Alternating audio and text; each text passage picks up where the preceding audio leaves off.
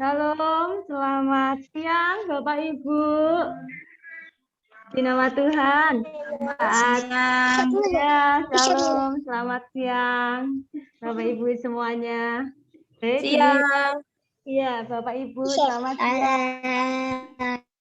Ya, mohon maaf, saya membuka masker saya ya, Bapak Ibu ya, demi kenyamanan untuk saya bisa berbicara dengan enak. Saya membuka masker ya. Saya mohon izin untuk membuka maskernya. Nah. Masker. Iya. Oh, siapa itu? Ya, tidak mengurangi prokes saya akan tetap menggunakan masker. Dan tetapi saya akan membukanya terlebih dahulu supaya saya bisa berbicara dengan enak. Baik, selamat siang Bapak Ibu. Sekali lagi kita akan memulai untuk seminar kita siang hari ini. Selamat siang, salam sejahtera untuk kita semua, Bapak Ibu. Apa kabar semuanya, Bapak Ibu? Baik semuanya, Bapak Ibu sehat? Puji Tuhan, luar biasa. Ya, Bapak Ibu ya, baik Bapak Ibu. Saya percaya Bapak Ibu saat ini antusias sekali untuk kita diberkati melalui seminar siang hari ini. Dan saya ucapkan terima kasih bagi para peserta, Bapak Ibu orang tua wali murid, Bapak Ibu pengurus yayasan, dan juga terima kasih untuk yang terhormat Ibu Vera sebagai narasumber. Ibu, terima kasih untuk semua yang terlibat saat siang hari ini. Baik Bapak Ibu, di seminar kali ini kita pastinya akan diberkati oleh narasumber yang luar biasa, yang dipakai Tuhan luar biasa untuk memberkati bagi banyak orang. Mari biarlah siang hari ini kita belajar banyak sekali ya Bapak Ibu ya, oleh Ibu Vera tentunya nantinya Bapak Ibu, dan kita percaya kita akan dapat sesuatu yang luar biasa. Bapak Ibu Saudara semuanya, siang hari ini untuk memulai acara kita akan bersemangat dengan memuji Tuhan, dengan kita menyanyikan satu pujian. Bapak Ibu, kita mau memuji Tuhan dengan satu pujian di mana kita harus bersukacita sekalipun kondisi kita tidak memungkinkan, tetapi biarlah setiap kita, baik orang tua, baik kita sebagai guru maupun kita sebagai orang yang mendidik anak, kita bersemangat untuk melayani anak-anak kita seperti kita melayani Tuhan. Amin, Bapak Ibu. Mari kita menaikkan satu pujian. Sebentar ya Bapak Ibu ya, sambil menunggu kita akan menyanyikan satu pujian, Sungai Sukacitamu. Biar di dalam banyak hal kita harus tetap bersukacita untuk kita ini melayani Tuhan. Apapun yang Tuhan percayakan dalam hidup kita akan bersukacita karena Tuhan baik. Amin, Bapak Ibu. Mari sama-sama kita menyanyi pujian ini. Mari bersama-sama Bapak Ibu kita menaikkan pujian ini.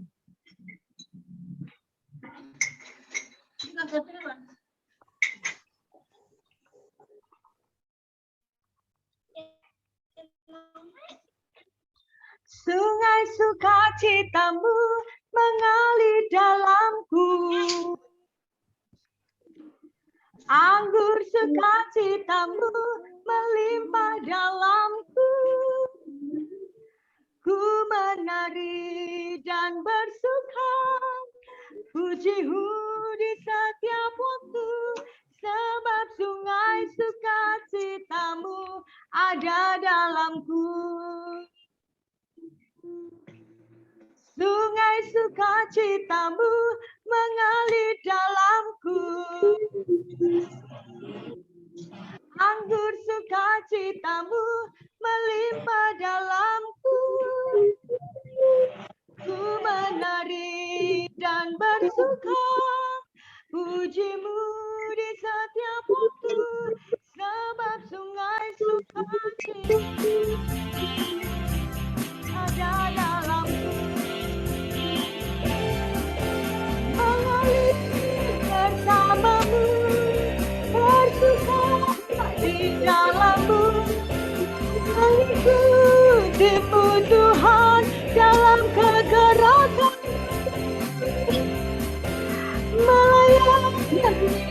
Tuhan, di dalam cita-Mu, Bapanya Tuhan yang membuat suka citaku penuh. Mari Bapak Ibu sama-sama kita naikkan pujian ini dengan penuh semangat.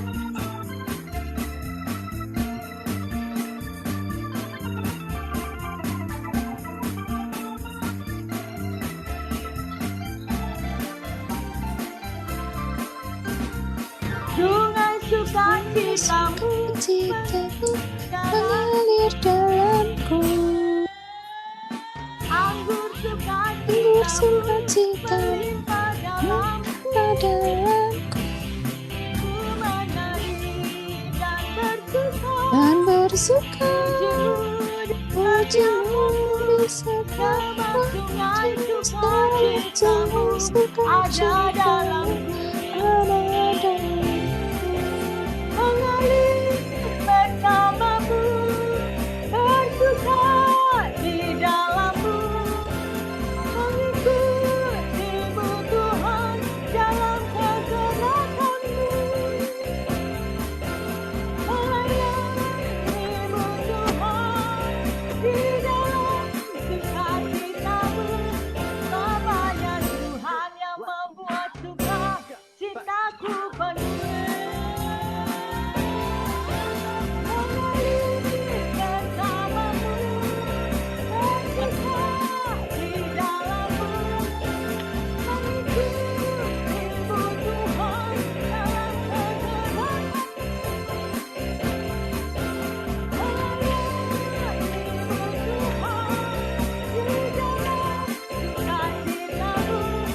Bapanya Tuhan yang membuat suka citaku penuh.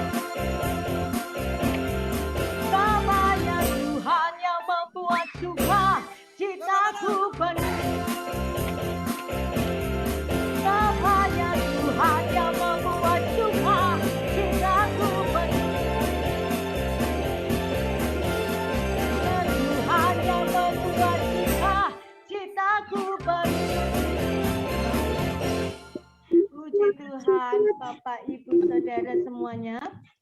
Baik, di dalam seminar hari ini yang bertemakan New Parenting at New Normal, ialah setiap kita mau percaya bahwa dalam perjalanan hidup kita, baik anak-anak kita, ya dalam masa usia pertumbuhan mereka akan dituntun, dipimpin oleh Tuhan sendiri. Mari Bapak Ibu, kita akan mengawali untuk seminar siang hari ini dengan berdoa. Mari kita berdoa bersama-sama. Puji dan syukur kami naikkan kehadiran-Mu ya Tuhan. Kami percaya Tuhan, bahwa ketika kami duduk bersama melalui Zoom di tempat ini, Tuhan, kami meyakini bahwa beberapa waktu ini Tuhan akan banyak berbicara kepada setiap kami.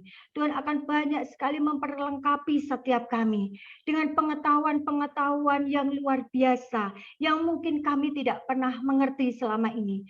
Dan Tuhan, kami percaya, Tuhan Yesus, Engkau yang hadir. Tuhan, Engkau yang akan memberkati dalam acara seminar siang hari ini. Dari awal, pertengahan, sampai akhir. Berkati kami semua ya Tuhan. Terima kasih Tuhan Yesus, kami bersyukur. Hanya di dalam nama Tuhan Yesus kami berdoa. Kami berdoa dan mengucap syukur. Amin. Di nama Tuhan, Bapak Ibu, untuk acara selanjutnya, Bapak Ibu, sebelum kita diberkati oleh narasumber, Bapak Ibu, saya mengajak kembali kita menyanyikan satu pujian yang mengatakan bahwa kita harus percaya sekalipun kita belum pernah melihat apa yang ada di depan kita. Mari saya mengajak Bapak Ibu semua untuk menaikkan satu lagu ini untuk kemuliaan nama Tuhan.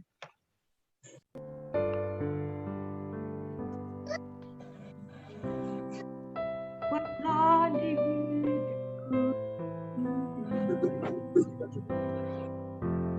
ku dapat di dalammu, kau teguhkan hatiku, tiada yang mustahil bagiku. Percaya bukan karena melihat firman-Mu yang selalu digenapi di hidupku. Percaya bukan karena melihat, karena firman-Mu tiada pernah berubah.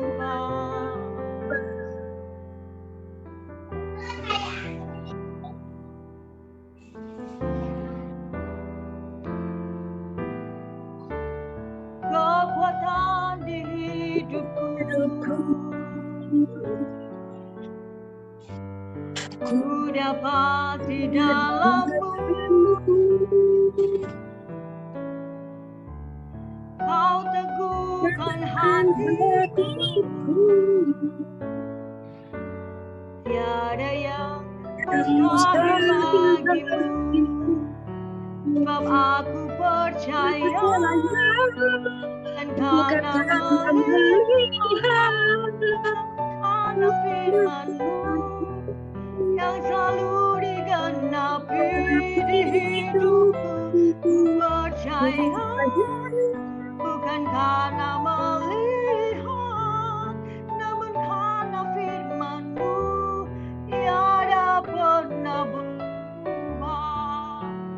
Aku percaya bukan karena melihat, namun karena firman-Mu yang selalu digenapi di hidupku. Ku percaya bukan karena melihat, namun karena firman-Mu tiada pernah berubah.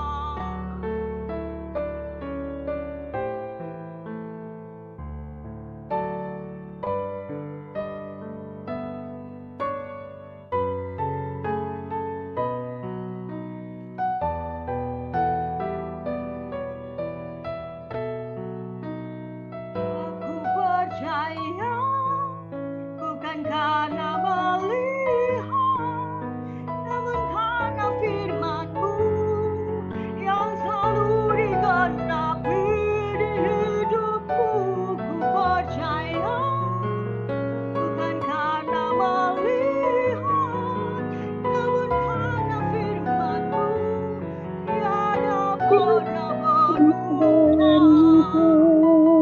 Karena firman-Mu tiada pernah berubah. Karena firman-Mu.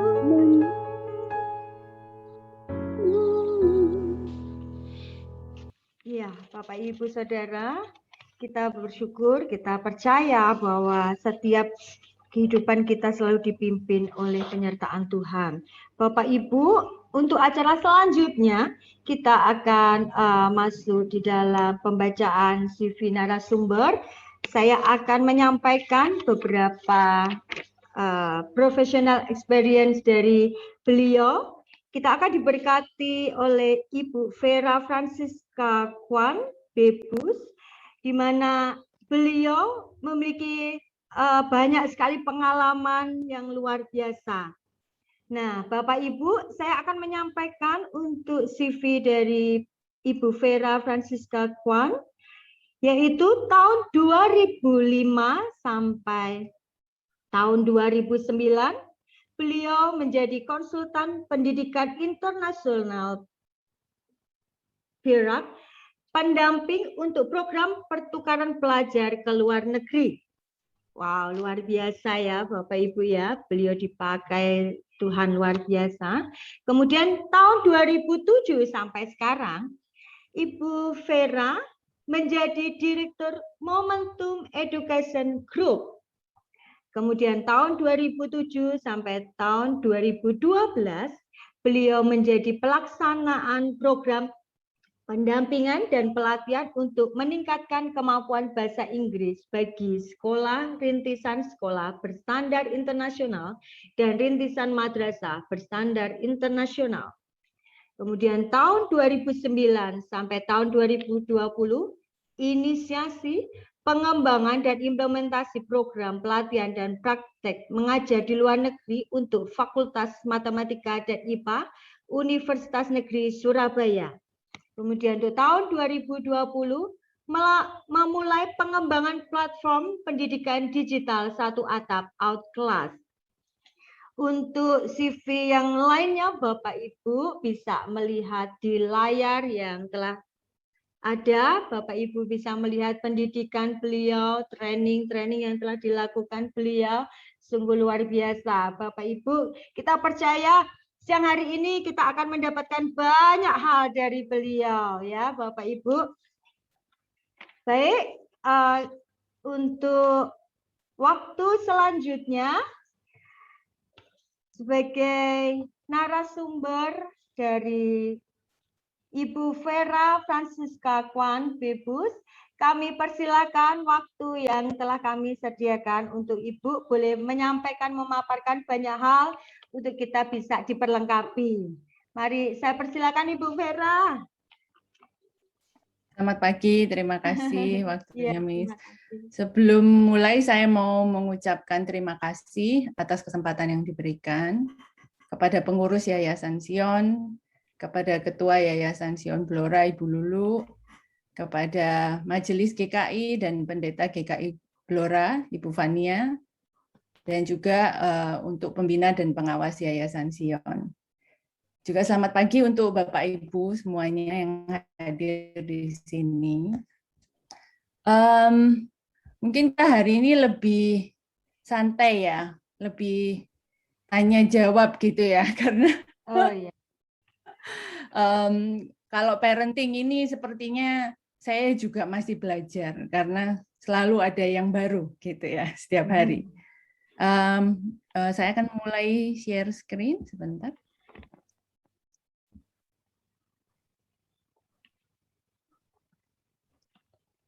Oke, apakah sudah terlihat screen saya?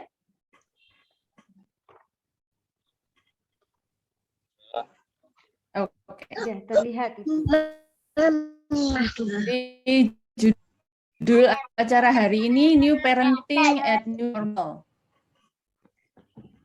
Nah, sebelum mulai mungkin saya perkenalan dulu. Ini foto keluarga kecil saya yang besar. Karena biasanya kalau ketemu sama temen gitu ya, selalu ditanya kan, anaknya berapa sekarang gitu. Nah, kalau semakin banyak anaknya biasanya hanya semakin panjang. Anakmu berapa, Fer? 1. Hah? 2. Nah, kalau 4, hah? Gitu. Sudah biasa. Karena biasanya sekarang keluarganya cukup kecil gitu ya. Nah, mungkin saya perkenalkan di sini. Yang di sebelah paling kiri itu putra saya yang paling besar. Sekarang sudah SMA kelas 1. Di antara saya dan suami itu putri nomor 2. Sekarang kelas 9. Kemudian, jadi ini kalau bahasa Jawanya tuh gilir kacang gitu katanya ya. Cowok, cewek. Yang nomor 3 itu cowok juga. Yang nomor 4 cewek. Yang nomor 3 sekarang kelas 6, yang terakhir itu di kelas 5. Oke, nah mungkin kita perkenalan dulu nih. Saya mungkin bisa di chat. Saya belum tahu pesertanya ini dari orang tua jenjang SD kah atau SMP? Mungkin bisa di chat di chat box.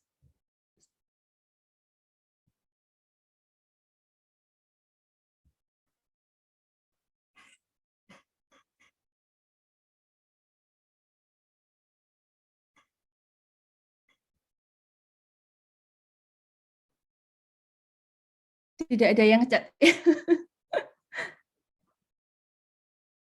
Oke.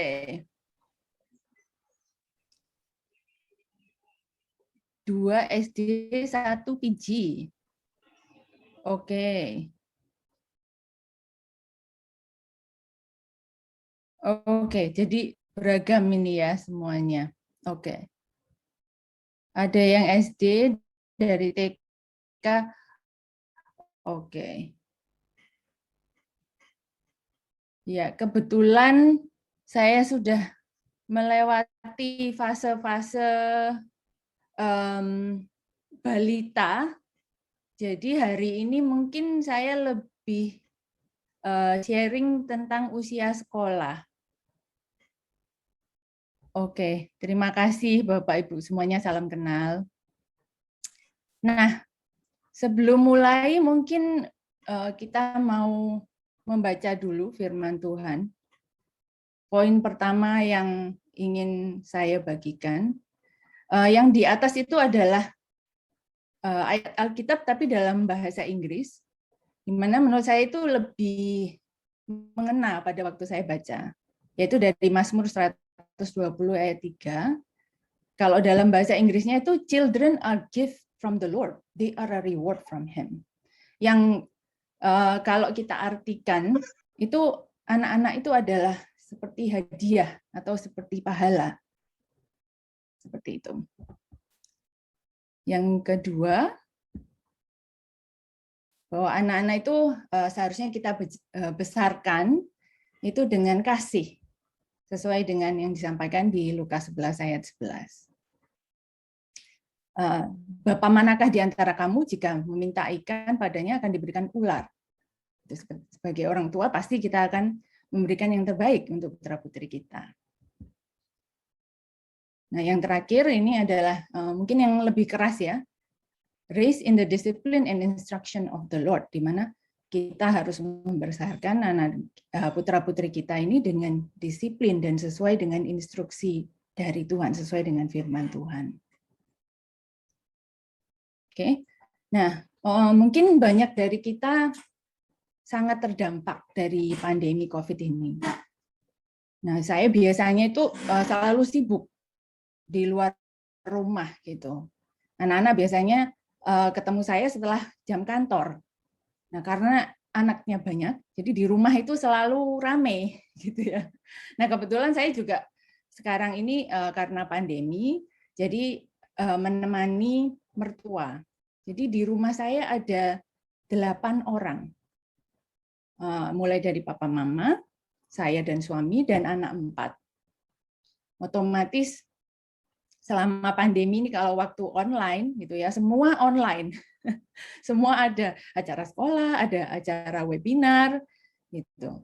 Nah, terutama yang kemarin ini pada waktu varian Delta itu kan sangat mencekam gitu ya, banyak berita yang kita terima setiap hari. Nah, sangat penting untuk kita sebagai orang tua itu harus tetap bersikap dan berpikir positif. Karena anak-anak itu bisa membaca dan bisa merasakan. Kalau misalnya kita khawatir gitu. Nah, mereka pasti akan bisa merasakan itu. Yang biasa saya lakukan adalah saya memberikan pengertian pada anak-anak. Nah, karena putra-putri saya sudah cukup besar, biasanya mereka sudah mendapat tugas-tugas dari sekolah tentang seputar COVID.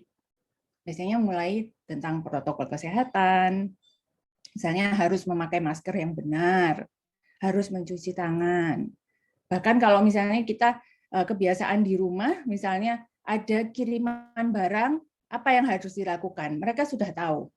Misalnya tidak langsung mengambil barang tersebut dari pengirim. Biasanya kita taruh dulu di depan pagar, kemudian kita sudah siapkan semprotan, entah itu disinfektan atau hand sanitizer untuk menjaga kesehatan kita juga. Gitu. Jadi kita beri pengertian tentang protokol kesehatan ini. Nah, kemudian kalau misalnya kita ada rencana untuk sekolah sudah offline, sudah pertemuan nih, murid-muridnya sudah harus berangkat ke sekolah. Persiapan apa yang harus mereka lakukan? Otomatis sebagai orang tua kita harus lebih banyak ya persiapannya. Misalnya harus membawa bekal, anak-anak disiapkan masker yang memadai, kemudian harus bawa masker ekstra ya kalau misalnya jatuh atau basah gitu. Nah, itu persiapan-persiapan yang harus kita lakukan. Memang pasti susah di awalnya, tapi saya yakin kalau semua menjaga, semua akan aman. Nah, salah satu yang mungkin anak-anak agak kurang itu jaga jarak ya. Nah, itu memang harus butuh peran guru yang di sekolah. Mungkin mereka udah kangen sama temennya gitu ya. Jadi suruh jaga jarak itu mungkin agak susah. Nah, yang poin terakhir yang untuk tetap bersikap positif itu beri contoh. Mungkin seringkali kalau di Surabaya ya, misalnya saya ada keperluan misalnya ke Indomaret begitu. Seringkali saya melihat justru orang tua itu yang pakai maskernya kurang benar. Misalnya maskernya di bawah hidung atau maskernya di bawah dagu. Gitu dipelorotin gitu ya. Nah, mungkin itu anak-anak juga akan melihat dan mereka, oh orang tuanya nggak apa-apa kok, berarti itu nggak apa-apa. Gitu. Mungkin kadang kita tidak menyadarinya, tapi itu anak-anak akan melihat dan mencontoh. Gitu. Nah, seringkali saya juga misalnya tidak boleh minum Coca-Cola misalnya, itu sesuatu yang simpel ya. Saya tidak membolehkan anak-anak saya. Kalau saya minum pasti langsung diprotes. Loh, katanya nggak boleh gitu. Jadi kebiasaan di rumah itu adalah sesuatu yang pasti akan dibawa juga nanti di sekolah. Nah, ini saya ada satu video yang mau saya bagikan. Mungkin ini bisa dibagikan untuk anak-anak juga.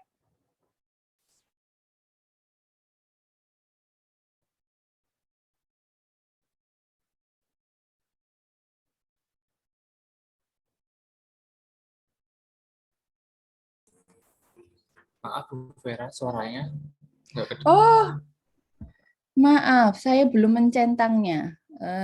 Share suara di mana? Suaranya nggak masuk ya? Sebentar. Nggak ada, Bu.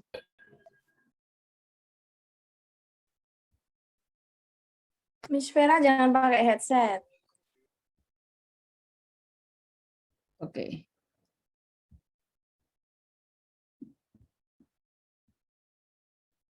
Pakai masker. Apakah sudah terdengar? Oke. Sudah. Sudah. Bukan begini juga, tapi seperti ini. Masker kain boleh dicuci dengan sabun untuk dipakai ulang. Masker kertas hanya boleh dipakai sekali saja. Pakai masker dengan benar. Cuci tangan pakai sabun dengan air mengalir selama 20 detik. 20 detik. Atau pakai cairan pembersih jika keluar rumah. Cuci tangan dengan benar. Jika berada di luar rumah, jaga jarak minimal 1 meter dengan orang lain.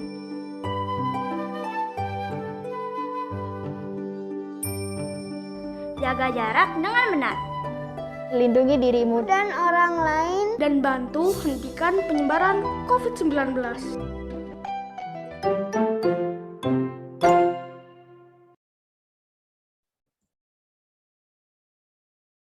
Oke. Ya, ini videonya dari UNICEF kebetulan. Pakai. Nah, ini salah satu contoh nih. Kalau misalnya ayahnya suka membaca, anak-anaknya biasanya ikut nih. Kebetulan sepertinya baca koran gitu ya. Biasanya anak-anak suka ikut-ikut. Awalnya mungkin cuma lihat-lihat gambarnya saja. Lama-lama juga akan ikut membaca. Biasanya kalau saya kebetulan ada kesempatan untuk mengantarkan seperti tadi mungkin dibaca ya di CV saya kebetulan dapat kesempatan untuk sering mengantar mungkin pertukaran pelajar atau ada mahasiswa calon guru yang mau praktek mengajar di luar negeri. Biasanya saya oleh-oleh yang pasti untuk anak-anak itu selalu buku. Jadi mereka dari kecil saya coba biasakan untuk membaca, karena menurut saya membaca itu sangat penting. Sumber informasi apapun bisa kita temukan dengan cara membaca.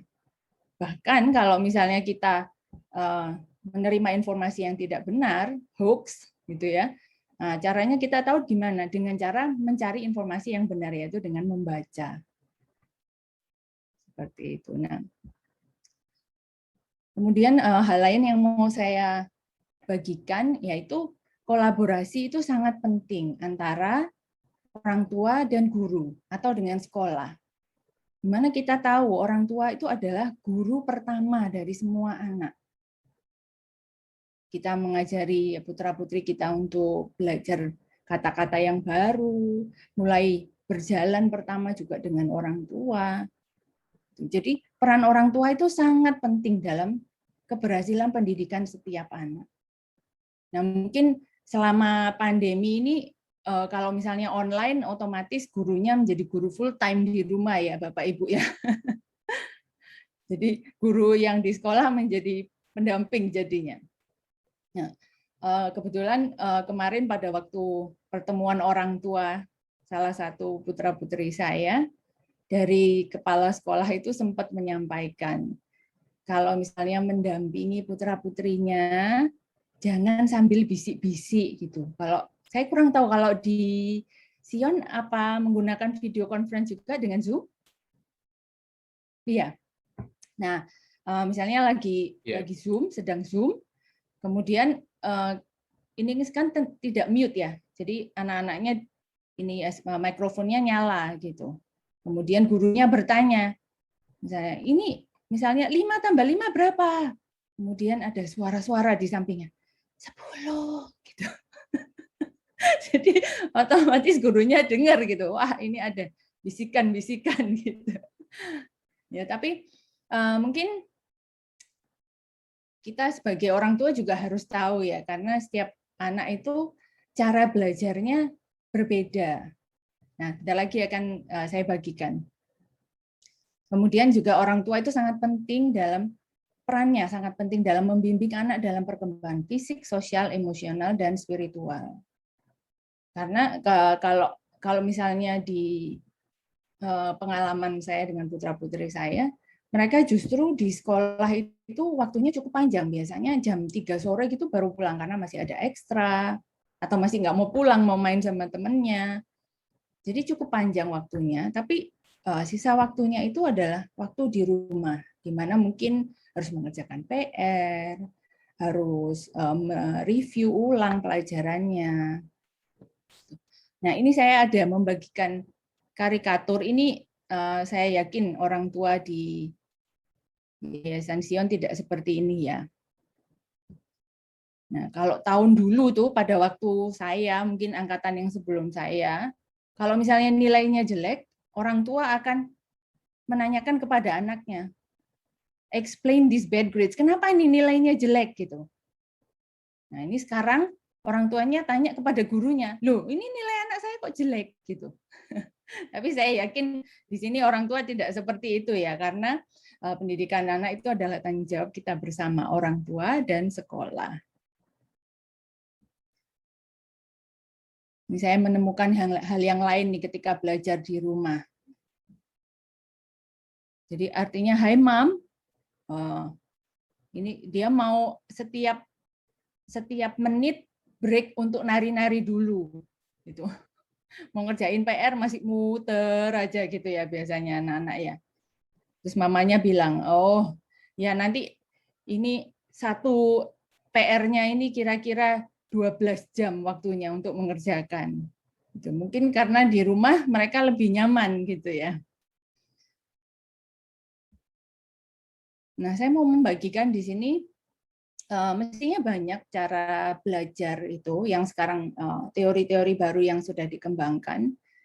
Tapi hari ini mungkin kita fokus ke 4 saja, yaitu teori FARC yang dikembangkan oleh Neil Fleming. Ini sekitar tahun 80-an, yaitu pembelajaran visual, auditory, kinestetik, dan membaca atau menulis. Nah, mungkin Bapak Ibu bisa membaca, kira-kira putra-putri saya bagus dalam aktivitas visual seperti seni. Misalnya kalau menggambar itu mewarnai itu bagus, bisa rapi misalnya, terus pemilihan warnanya bagus. Atau menyukai buku-buku yang memuat ilustrasi seperti komik misalnya, tidak suka bentuknya novel, sukanya komik atau peta. gitu. Atau pandai mengenali, mengingat orang. Jadi kalau ketemu misalnya cuma satu kali, tapi sudah ingat, oh ini tante siapa atau ibu siapa, atau kata-kata lebih gampang menghafal, dan tempat. Atau misalnya tertarik dengan dunia-dunia atau benda-benda di sekitarnya. Jadi sesuatu yang bisa dilihat. Nah, satu lagi yang mungkin bisa diperhatikan itu kalau mengerjakan sesuatu itu akan lebih baik kalau diberi contoh. Jadi harus lihat dulu, lalu kemudian mencontoh. Nah, anak-anak seperti ini itu biasanya adalah pembelajar visual. Nah, di sini itu ada beberapa tips untuk belajar yang mereka akan lebih mudah. Misalnya yang sebelah kanan itu ada study habits, lebih gampang kalau misalnya menonton video atau membuat flashcard. Flashcard itu mungkin di TK ya yang lebih banyak digunakan ya. Atau menggunakan mind map. Mind map itu seperti pengembangan ide yang ditulis dengan kata-kata. Atau dengan grafik dan tabel. Juga menggunakan warna. Gitu. Nah, kebetulan kalau di sini putra saya yang pertama dulu pada waktu belajar mengeja itu susah sekali. Kebetulan dalam bahasa Inggris ya, jadi belajar gitu. Itu kalau misalnya pakai waktu itu dengan sandpaper, dengan kertas gosok kalau di sekolahnya dulu, karena kebetulan sekolahnya di Montessori, jadi belajar sensori juga pada waktu itu. Nah itu agak susah, tapi begitu nonton video, nah saya yakin anak-anak sekarang itu video itu udah makanan sehari-hari ya, YouTube terus gitu setiap hari ya. Nah itu bisa belajar dari video, banyak kok video-video pembelajaran juga. Nah karakternya seperti yang tadi sudah kita baca. Kalau nulis rapi misalnya. Tapi ada satu hal di sini, yaitu gampang terpecah konsentrasinya dengan suara-suara. Jadi mungkin belajarnya harus sepi gitu ya, nggak mau dengerin musik. Nah yang kedua, mungkin kita bisa membaca karakteristiknya di sini. Kira-kira putra-putrinya itu suka denger musik, atau suka nyanyi, atau sambil ngerjain sesuatu sambil ngobrol misalnya.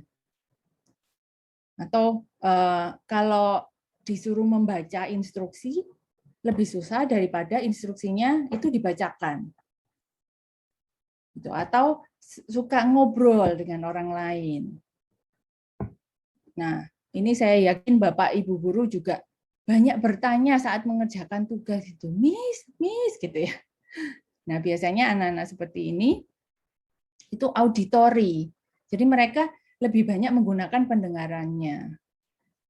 Kalau dijelaskan lebih menangkap daripada membaca. Nah, kalau kita perhatikan di sini juga tetap menonton video itu menjadi salah satu pola belajarnya mereka. Mendengarkan musik atau menggunakan lagu untuk mengingat. Mungkin kalau misalnya orang tua di sini masih ingat nggak lagu Bintang Kecil gitu. Itu kita belajarnya sudah bertahun-tahun yang lalu. Tapi tetap kita ingat. Karena musik itu lebih gampang kita ingat. Dan ingatnya itu bisa lama. Gitu. Dan kemudian mungkin dari pembelajar auditori ini, mereka lebih suka menulis, merangkum dengan cara mereka sendiri. Atau misalnya kalau membacanya keras-keras. Gitu, mengganggu teman yang lain misalnya kalau di kelas. Nah, kalau di rumah ini bisa dilakukan karena mereka mendapatkan pembelajarannya itu dari mendengar suara mereka sendiri atau mendengar dari penjelasan orang lain. Nah, yang ketiga mungkin bisa dibaca di sini. lebih ke fisik, seperti olahraga misalnya, atau tidak bisa diam di waktu yang lama gitu ya, aktif anaknya, suka untuk duduk diam gitu. Nah, mereka juga lebih menikmati kalau misalnya ada kegiatan field trip. Nah, sayang sekali kita masih belum bisa ya sekarang field trip. Tapi kegiatan sesuatu yang menggunakan yang bergerak, badan mereka itu bergerak. Atau misalnya dalam pembelajaran itu ada mainan yang waktu di kelas itu mereka akan sangat aktif untuk ikut. Nah, ini anak-anak yang kinestetik. Jadi di sini bisa kita lihat karakteristiknya itu mereka suka melihat, menyentuh, like to touch. Jadi salah satu putra saya itu kinestetik sekali pembelajarannya. Jadi kalau misalnya kita membelikan ini Game Boy itu mainan Game Boy, tahu ya Bapak Ibu ya? Yang mainan apa ya? Yang misalnya kayak Tetris gitu, yang bisa dipencet-pencet mainan atau ya, oke. Nah, kalau anak-anak yang lain itu kan yang dipencet kan mainannya ya. Kalau anak saya itu enggak. Dia ngambil obeng, terus diprotolin itu mainannya. Dilihat, dia ingin tahu ini dalamnya apa gitu. Jadi ya, awal-awal saya dulu suka marah. Dibeliin mainan mahal-mahal kok diprotoli gitu ya. Tapi ternyata dia pembelajarannya itu pembelajar kinestetik. Nah, dari situ sekarang karena dia sudah besar, dia sudah bisa, oh misalnya nanti ada remote-nya rusak. Nah, sama dia dibenerin gitu. Ya, semua otodidak, belajar sendiri. Dan orangnya biasanya energetik juga. Sangat bagus di olahraga, pelajaran olahraga. Tuh, tapi jeleknya di sini quite messy, itu artinya agak berantakan gitu ya, tidak bisa rapi kalau menempatkan barang. Nah, cara belajarnya bisa dengan ini role play. Mungkin tidak semua pelajaran bisa kita role play, tapi di awal-awal mungkin kalau yang masih TK atau SD kelas 1 sampai 3 itu masih bisa dengan role play atau dengan model. Model itu biasanya mungkin kita bisa merangsangnya dengan Lego. Lego itu kan mereka bisa membangun apapun sesuai imajinasinya mereka. Juga untuk eksperimen, nah itu tadi yang saya ceritakan. Jadi mereka suka mengutak-atik barang-barang apa yang bisa mereka pegang. Nah, satu lagi cara belajar yang efektif itu bisa dengan gerakan-gerakan seperti itu. Nah, jadi mungkin hanya beberapa pelajaran sih yang bisa kita pelajari dengan gerakan. Saya yakin guru-guru TK di sini yang paling ahli di bidang ini nih untuk pembelajaran di kelas ya. Yang terakhir, nah mungkin tanda-tandanya itu putra-putrinya sering menuliskan sesuatu atau mencatat saat mengerjakan tugas. Atau senang membaca buku atau menulis cerita. Atau pandai mengingat apa yang sudah dia baca. Nah, bekerja paling baik sendirian di tempat yang tenang. Jadi suka belajarnya sendiri dan tenang, tidak ada saudara yang lain, tidak ada suara yang lain. Nah, kemudian kalau misalnya ada instruksi yang jelas, seperti itu. Nah, ini adalah read, write learners. Jadi menulis dan membaca. Cara belajarnya mereka seperti itu. Jadi dengan banyak menulis dan membaca. Jadi suka menulis dan di sini bisa dilihat karakteristiknya itu very organized, berarti dia sangat rapi. Misalnya menata bukunya kalau di rumah, itu kemudian suka membaca. Tapi ini bukan berarti kalau karakter pembelajarannya bukan di sini, bukan berarti kita sebagai orang tua tidak tidak membimbing anak-anak untuk suka membaca ya, Bapak Ibu. Tetap membaca itu sangat penting. Oke, nah mungkin dari cara belajar tadi ini banyak, ada beberapa yang bisa lebih dari satu. Jadi misalnya ada yang auditori dan visual itu bisa juga, bisa overlapping. Nah, kita sebagai orang tua mungkin bisa cari tahu, mungkin harus coba-coba dulu ya cara belajar bagaimana yang paling efektif untuk anak-anak. Nah, kenapa kita sebagai orang tua ini perlu mempelajari ini? Supaya pada waktu kita mengajarkan itu lebih efektif. Nah, misalnya anak putra-putri kita itu pembelajar yang auditori.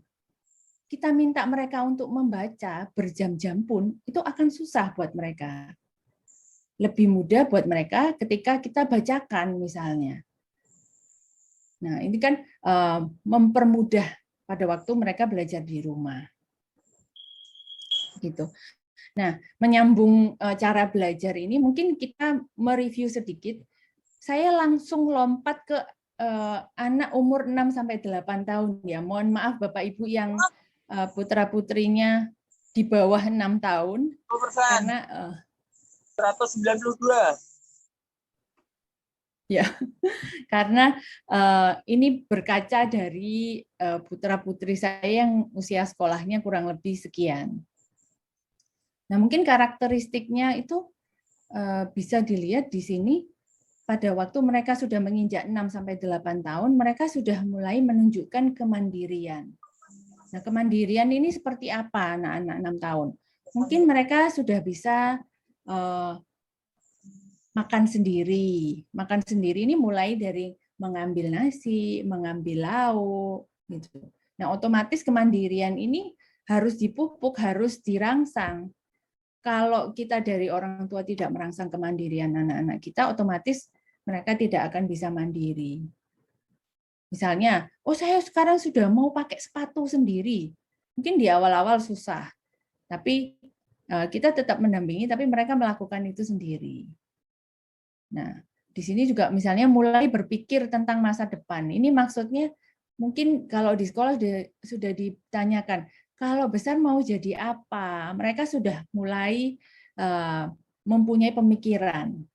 Misalnya kalau yang banyak sih misalnya mau jadi apa? Mau jadi dokter gitu, atau mau jadi pilot. Mereka sudah mempunyai gambaran.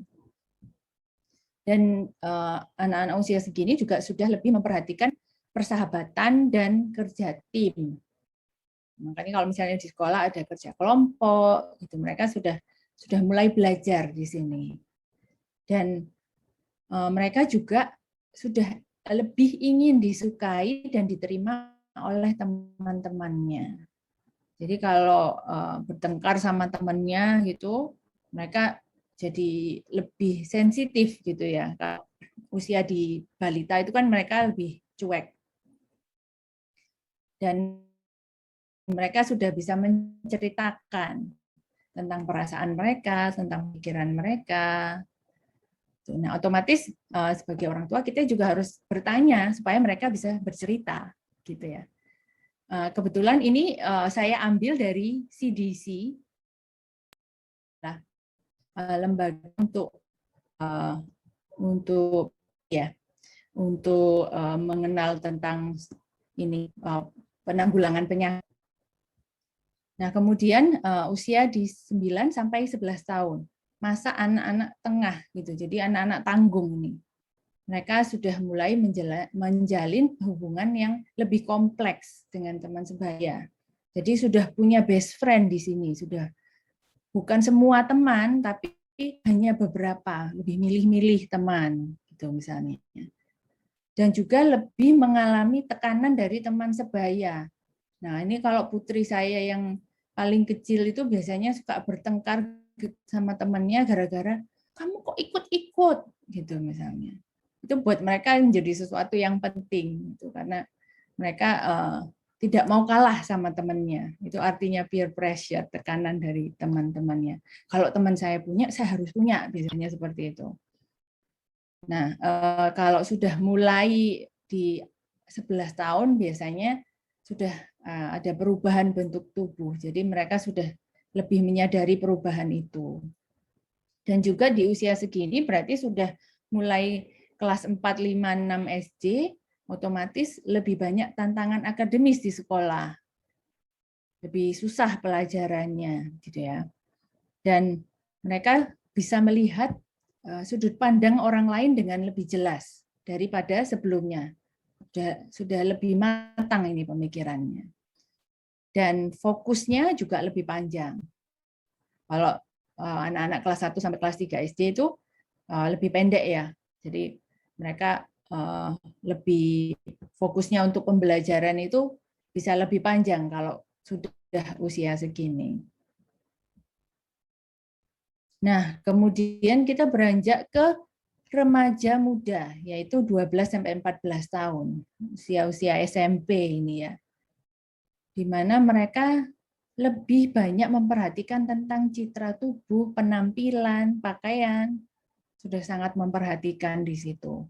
Dan mereka juga fokus kepada diri mereka sendiri. Jadi mereka menempatkan harapan yang tinggi untuk diri mereka sendiri. Akibatnya mereka menjadi kadang kurang percaya diri. Karena mereka membandingkan dengan teman-temannya juga. Gitu. Dan mungkin lebih mengalami mood swings ya. Jadi perubahan mood yang kadang sedih, kadang senang gitu. Nah, ini di usia-usia segini itu sangat rentan sekali memang. Dan mereka juga sudah mulai menunjukkan minat dan pengaruh teman sebaya. Pengaruh itu bisa baik, bisa buruk ya Bapak Ibu. Jadi teman-temannya itu bisa sangat berpengaruh di usia segini biasanya. Nah, mungkin ini tidak terjadi di semua anak, tapi bisa juga mereka terlihat kasar atau pemarah karena perubahan mood tadi. Mungkin mereka lagi sensi gitu ya. Terus kita mungkin bertanya sesuatu yang sensitif buat mereka pada saat itu, otomatis mereka bisa mungkin kadang berkomentarnya terkesan seperti kasar atau seperti sekarang udah nggak sayang ya sama orang tuanya. Ini padahal mereka lagi masa transisi ini ceritanya. Dan juga mungkin di sekolah menjadi udah lebih susah lagi ya, di SMP lebih menantang, lebih banyak stres, banyak PR misalnya. Nah, itu mempengaruhi mood mereka juga. Dan otomatis di usia segini mengkonsumsi makanan itu sangat banyak sekali. Terutama kalau pengalaman saya ini pada waktu pandemi, karena di rumah terus ya, dan anaknya banyak gitu. Jadi saya kalau beli makanan gitu hitungannya kayaknya bukan hari, tapi jam. Duh, barusan beli sudah habis gitu. Karena di rumah jadi banyak lebih sering makan gitu ya. Untuk yang tahap perkembangan saya membahasnya sampai di usia 17 tahun ya Bapak Ibu. Di mana di usia ini adalah sekitar SMA ya ini. SMP 3 sampai SMA, mereka mungkin sudah lebih tertarik dengan hubungan yang romantis. Mungkin di sini sudah mulai itu ya, naksir siapa gitu, ceweknya cantik, cowoknya ganteng. Gitu. Nah, mereka sudah mulai menghindari konflik dari orang tua dan lebih menunjukkan kemandirian dari orang tua. Dan mereka juga sudah mulai mencari hubungan yang lebih personal. Mungkin di sini sudah mulai pacaran, atau mungkin tidak cerita kepada orang tua. Nah, karena itu penting buat kita dari kecil itu sudah membiasakan menanyakan dari mereka, ceritakan harimu seperti apa, supaya mereka lebih terbuka pada waktu mereka sudah remaja, mereka tidak menyembunyikan hal-hal yang penting ini dari kita. Itu. Dan di usia ini mereka juga merasakan kesedihan atau depresi misalnya, atau nilainya jelek tuh mereka menjadi stres gitu ya. Nah ini di usia-usia ini juga bisa pengaruh buruk itu sudah mulai masuk ya, seperti misalnya alkohol atau narkoba. Ini kalau misalnya di kota-kota besar sih biasanya. Nah, di usia ini juga mereka bisa lebih perhatian tentang pendidikan dan rencana masa depan. Karena di usia ini seharusnya mereka sudah harus memutuskan mau kuliah jurusan apa, sudah harus memutuskan. Gitu. Kalau saya sudah mengajak mereka berpikir tentang jurusan dan profesi yang nantinya akan mereka ambil itu sejak mereka mungkin kelas 6 SD. Kok cepat sekali gitu ya? Karena menurut saya itu sangat penting supaya mereka bisa melihat dan bisa mengevaluasi diri mereka sendiri. Mungkin misalnya putri saya yang nomor 2 itu rata-ratanya bagus nilainya. Tapi kalau misalnya sudah mulai pelajaran eksak, matematika misalnya, atau kimia, itu dia sangat kesulitan sekali. Nah, otomatis tidak mungkin saya meminta putri saya ini untuk menjadi arsitek misalnya, karena itu membutuhkan matematika dan pelajaran eksakta yang lainnya. Supaya mereka menjadi lebih mempersiapkan untuk masa depannya. Biarpun mungkin tidak harus pasti. Misalnya SMP sudah tahu mau ambil jurusan apa, tapi sudah tahu kira-kiranya. Ajak mereka ngobrol di situ. Supaya mereka juga bisa lebih mengeksplor. Nah, yang terakhir mereka sudah bisa memberikan alasan untuk pilihan mereka tentang yang benar atau yang salah. Nah, otomatis benar atau yang salah ini adalah nilai-nilai yang kita terapkan di rumah. Apa yang benar menurut firman Tuhan? Apa yang salah? Mereka sudah harus tahu di sini. Sudah harus menguasai. Supaya pada waktu mereka kuliah nanti, mereka akan bertemu dengan teman-teman dari berbagai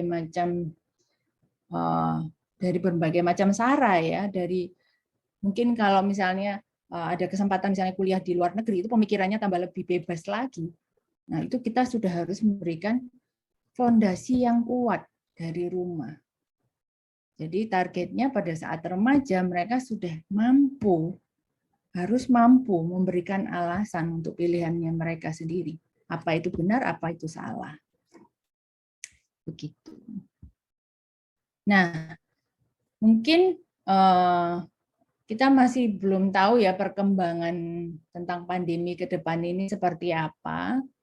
Tapi biarpun sekolah itu nanti online ataupun offline, sangat penting buat kita untuk mempunyai struktur di rumah, jadwal kegiatan, jadwal tugas di rumah, dan jadwal kegiatan bersama. Yang saya alami sendiri pada waktu awal-awal pandemi, karena kita selalu di rumah bersama-sama. Akhirnya biarpun kita di satu tempat, tapi kita tidak meluangkan waktu untuk kegiatan bersama. Jadi ya hanya di rumah aja semua, tapi tidak melakukan kegiatan bersama.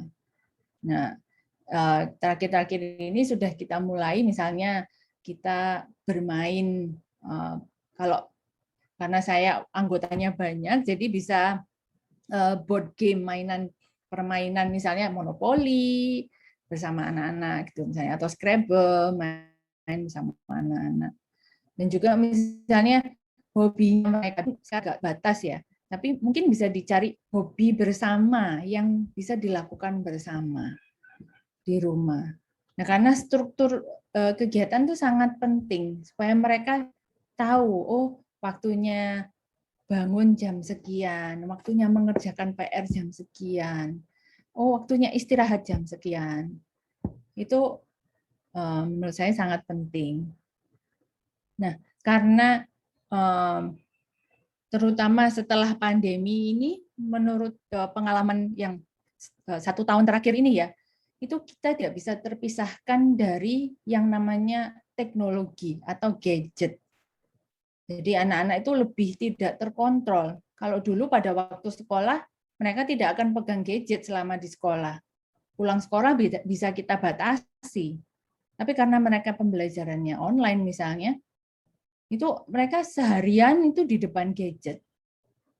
Nah, saya mau membagikan sesuatu yang namanya Family Link. Ini untuk terutama gadgetnya kalau Android ya, handphone Android. Nah, ini yang saya lakukan sama anak-anak. Jadi Family Link ini adalah aplikasi yang bisa di-download di Android, di mana kita bisa melihat putra-putri kita tuh sekarang lokasinya di mana. Live. Kalau mobile datanya nyala ya Bapak Ibu. Jadi bisa tahu, oh lokasinya sedang di sini. Kemudian kita juga bisa mengunci. Kalau misalnya mereka sudah terlalu lama menggunakan gadget, bisa kita kunci. Setelah kita kunci, mereka tidak bisa membuka handphonenya. Kemudian kita bisa mengatur. Ini mereka boleh menggunakan handphonenya tuh berapa lama. Misalnya 3 jam 1 hari. Setelah 3 jam 15 menit, maka mereka tidak bisa menggunakan handphonenya itu lagi. Seperti itu. Dan ada fitur lainnya misalnya, misalnya kita bisa mengatur aplikasi apa saja yang boleh mereka akses. Bisa kita blok juga aplikasinya. Bisa kita set waktunya. Misalnya boleh main game 1 hari 30 menit misalnya. Setelah 30 menit mereka tidak bisa mengakses game tersebut. Atau aplikasi apa saja yang boleh mereka lihat. Pada waktu mau mendownload aplikasi, mereka harus minta persetujuan dari orang tua dulu. Jadi nanti dari aplikasinya orang tua harus download juga, aplikasinya anak juga harus download. Jadi nanti bisa connect gitu dengan Google Family Link ini. Kebetulan saya kurang paham kalau pengguna iPhone, tapi kalau Android ini yang saya lakukan dengan putra-putri saya. Nah, yang terakhir nih saya mau membagikan. Ini jadwal di rumah yang saya lakukan. Oh, masih ada yang dalam bahasa Inggris. Oke. Jadi ini jadwal Senin sampai Minggu. Kalau E di sini itu artinya everybody. Jadi semua orang harus melakukannya. Nah, di sini ada nomor. Itu saya memberi nomor putra-putri saya, nomor 1, nomor 2, nomor 3, nomor 4. Gitu. Jadi itu tugasnya, kalau nomor 1 berarti tugasnya putra nomor 1. Nah, misalnya mereka harus merapikan tempat tidur setiap hari. Semua orang harus merapikannya, termasuk saya. Saya memberikan contoh kepada anak-anak saya. Bangun tidur langsung merapikan tempat tidur. Mengganti spray, sarung bantal, dan sarung guling. Kita lakukan seminggu sekali, setiap hari Sabtu. Mencuci piring setelah makan. Semua harus mencuci piringnya sendiri. Membersihkan kamar tidur. Nah, itu saya bagi tugas. Kalau misalnya hari Rabu, nomor 1 dan nomor 2 itu harus menyapu, yang nomor 3 dan nomor 4 itu mengepel. Mencuci pakaian, menjemur itu nanti nomor 1, melipat. Nah, ini contoh yang sudah saya lakukan di rumah. Mungkin Bapak Ibu bisa memulainya. Memang di awal-awal misalnya saya meminta mereka untuk mencuci piringnya sendiri, otomatis mungkin masih ada nasi-nasi yang menempel di piring, begitu ya. Otomatis kita harus mencuci lagi. Tapi kalau kita tidak mulai, mereka tidak akan bisa mandiri nantinya. Gitu. Jadi ya memang harus lebih telaten di awal pada saat memulai. Misalnya menjemur pakaian gitu ya. Otomatis standar emak-emak gitu ya, standar ibu-ibu itu akan beda dengan anak-anak. Apalagi yang saya minta jemur ini cowok, anak putra saya yang nomor 1. Gitu. Tapi bisa kok, mereka bisa melakukan itu. Nah, mungkin ini karena kebetulan di rumah saya tidak ada bantuan sama sekali, jadi kita melakukan semuanya sendiri, terutama sejak pandemi ini. Begitu. Nah, termasuk mengganti galon air minum, itu sudah ada jadwalnya sendiri. Kalau M itu mami saya, kalau D itu daddy. Nah, mungkin papanya sedikit sekali ya di sini ya tugasnya ya. Karena seringkali papanya masih harus kerja keluar rumah gitu. Jadi pada waktu saya membuat ini jangan sampai kita memberikan tugas di mana itu tidak mungkin dilakukan dan akhirnya memberi contoh yang buruk kepada anak-anak. Misalnya tugasnya papa untuk mengganti galon di hari Senin. Padahal galonnya itu habisnya di tengah hari misalnya, pada waktu jam kerja. Otomatis papanya tidak ada di rumah. Lalu bagaimana? Nah, kita membuat konflik untuk diri kita sendiri akhirnya. Makanya saya hanya memberikan tugas kepada papanya ketika papanya pasti di rumah. Begitu.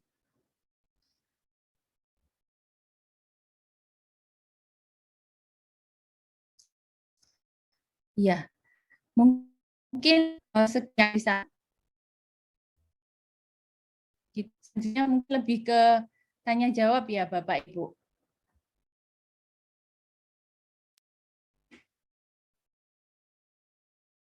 Mungkin lebih ke diskusi apa yang bisa kita diskusikan di sini.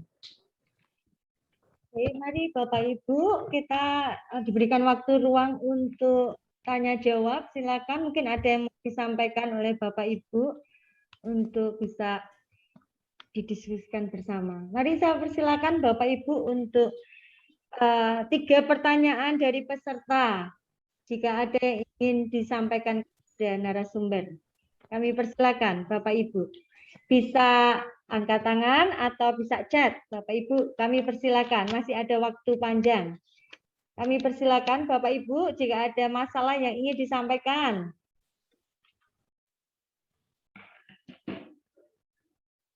Ini kesempatan loh Bapak Ibu. Mari dipersilakan.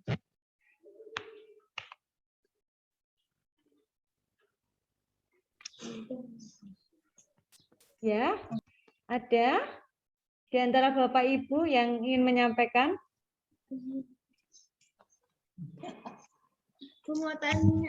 Oh ya, mari. Ini dengan Ibu siapa ya? Tina, Ibu. Ibu Tina. Bisa diulang kembali Ibu, mohon maaf. Bisa resen.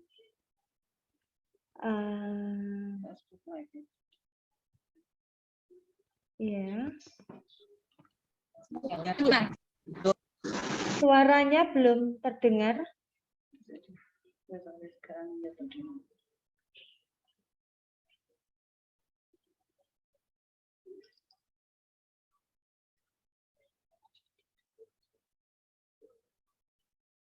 Saya punya 3 anak.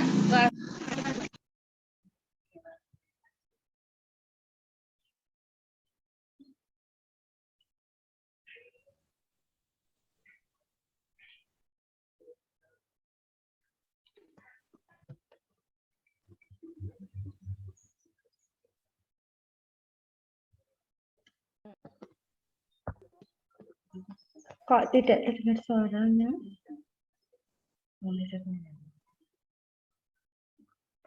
Mohon maaf, bisa diulang kembali pertanyaannya, Ibu? Selamat siang, saya Tina, ibu dari 3 anak, yang satu kelas 3 SMA, usia nomor 7, yang jadi masalah itu yang nomor 2. Kalau yang nomor 2 itu belum bisa mengerjakan tugas sendiri gitu, belum bisa mandiri. Saya sudah berusaha memberikan pengertian, tapi sampai sekarang belum bisa. Gitu. Jadi gimana caranya supaya anaknya tuh bisa lebih punya tanggung jawab. Untuk sehari-hari saya sudah berusaha kasih dia tugas juga, tapi ya memang harus ngulang, harus dievaluasi. Gitu, sekian, terima kasih. Ya, terima kasih Bu Tina. Gimana Ibu Vera, mau langsung dijawab atau kita? Iya, supaya nggak lupa ya. Saya langsung Iya, tanggapi atau silakan. bagaimana? Iya, Iya, silakan. oke. Oke. Kalau kalau boleh tahu itu putra atau putri ya, Ibu? Ibu Tina. Anaknya putra apa putri ya Ibu ya?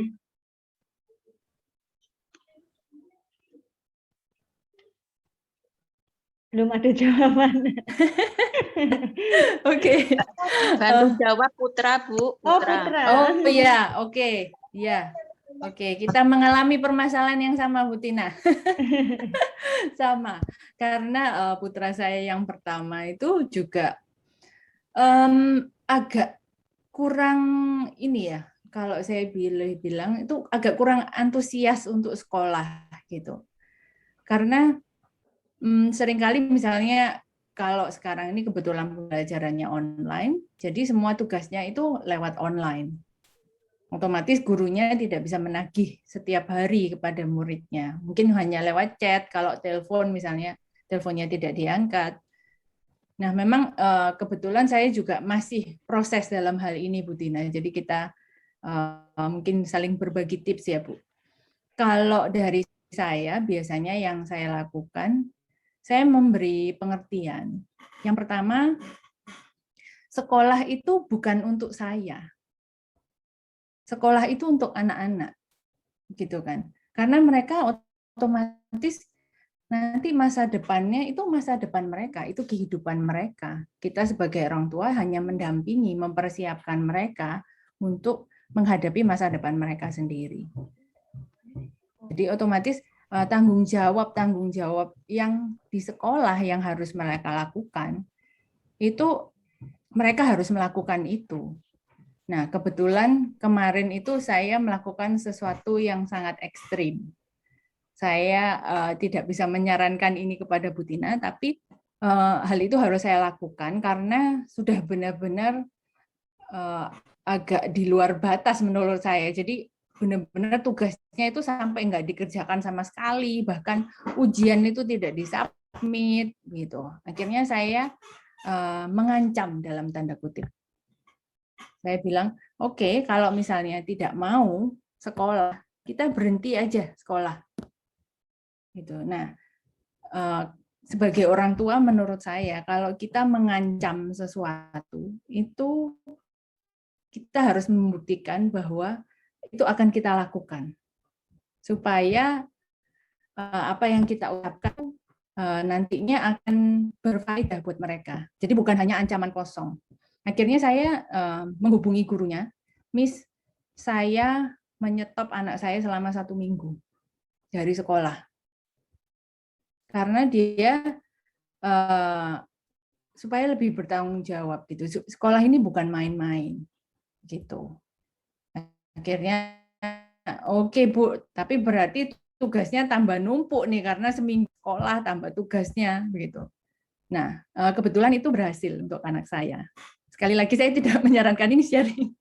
Jadi karena dia dari kecil itu memang seperti itu, jadi agak teledor gitu ya, tugas nggak mengumpulkan, tapi terus beberapa kali kita dipanggil ke sekolah untuk misalnya, oh ini nilainya tidak cukup, akhirnya naik kelas percobaan, gitu. Nah, akhirnya menurut dari pengertian saya sih, akhirnya dia menganggap ancaman itu kosong.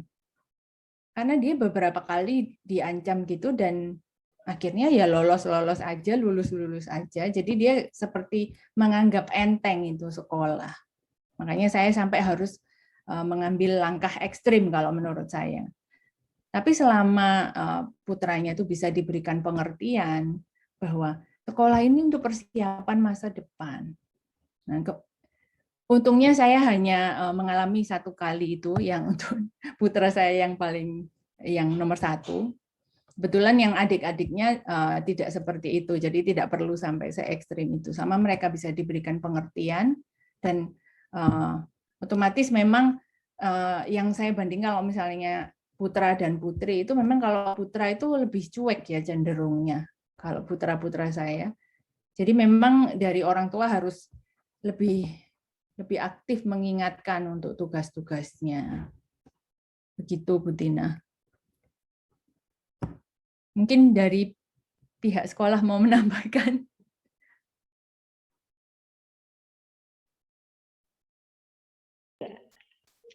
Ya. Bagaimana Bu Tina? Sudah terjawab untuk pertanyaannya? Masalah yang sudah dihadapi? Ya, sudah. Terima kasih. Ya, baik. Ibu Vera, ini ada pertanyaan dari chat yang ada dari Ibu Selviana Febika. Mohon saran untuk tipe pendengar saat kita tidak bisa terus membacakan materi anak dari Ibu Selvi anak kelas 1 dan kelas 5. Jadi ini Ibu Selviana menghadapi masalah ya. Tidak bisa membacakan materi anak terus-terusan begitu ya intinya. Bagaimana Ibu cara solusinya yang terbaik? Iya, memang kalau pembelajaran di sekolah gitu membutuhkan banyak waktu ya mungkin Bu Selvi ya tadi ya. Kalau saya saran sih mungkin sekarang itu banyak kok aplikasi atau website yang ada auditorinya. Jadi e-book gitu yang bisa dibacakan atau mungkin dalam bentuk video. Jadi dicari aja temanya yang sesuai, jadi nanti tinggal direview oleh Bu Selvi. Memang cara belajarnya begitu, jadi mau tidak mau mereka akan lebih banyak belajar kalau mendengar. Memang harus dibacakan, tapi tidak harus ibu yang membacakan. Misalnya kakaknya bisa membantu membacakan untuk adiknya. Biasanya saya suka begitu sih, kalau misalnya di rumah kebetulan saya sibuk, saya minta kakak-kakaknya untuk membantu adiknya. Begitu. Tapi banyak kok materi sekarang yang bisa dicari di luar sana, otomatis harus disortir dulu ya Ibu, yang sesuai. Kemudian misalnya di YouTube juga banyak. Biasanya anak-anak juga sudah familiar dengan YouTube, tinggal dipilih aja yang sesuai dengan tema yang sedang dipelajari. Atau mungkin dengan permainan, misalnya permainan matematika atau permainan tematik, soal-soal tematik yang bahasa Indonesia itu banyak juga kok di aplikasi atau di website. Gitu. Jadi memang harus dibacakan, tapi tidak harus ibu sendiri yang melakukan. Ya. Ya. Itu tadi tips yang luar biasa Ibu, bisa langsung dipraktekkan ya Bu ya. Oke, baik. Untuk pertanyaan selanjutnya dari Bapak Vio. Ini Bapak apa ya? Oh, iya. Ini dari Vio. Ibu Vera, bagaimana cara mengatasi anak yang suka main HP? Kalau HP-nya disita, anaknya marah-marah. Bahkan kalau ada jadwal gitu, kesepakatannya saya dan anak tapi tetap dilanggar. Dan semangat untuk menyelesaikan tugas tepat waktu sangat sulit, apalagi tidak bisa menunggu setiap waktu. Bagaimana solusinya? Bagaimana cara mengajarkan anak supaya mau atau tahu tanggung jawab dan disiplin, Ibu? Ini bisa jawab, iya. Kalau saya, cara saya membatasi anak-anak main HP dengan aplikasi tadi.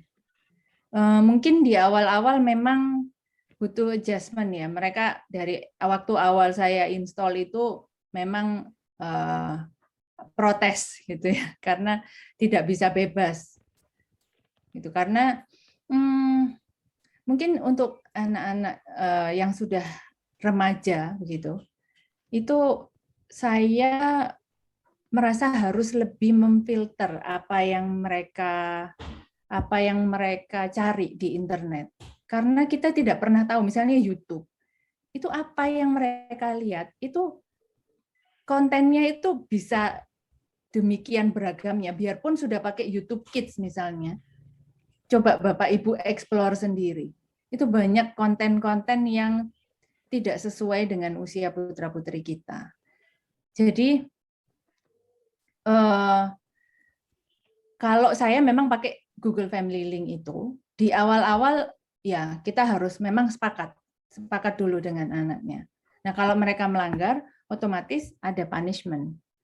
Seperti yang saya cerita tadi, kalau misalnya saya melakukan ancaman dalam tanda kutip, itu harus sesuatu yang bisa kita jalankan. Misalnya ini contoh kecil misalnya, dia lagi batuk misalnya, terus tidak boleh makan kerupuk, otomatis gitu kan. Tapi, Ma minta, ya udah sedikit aja.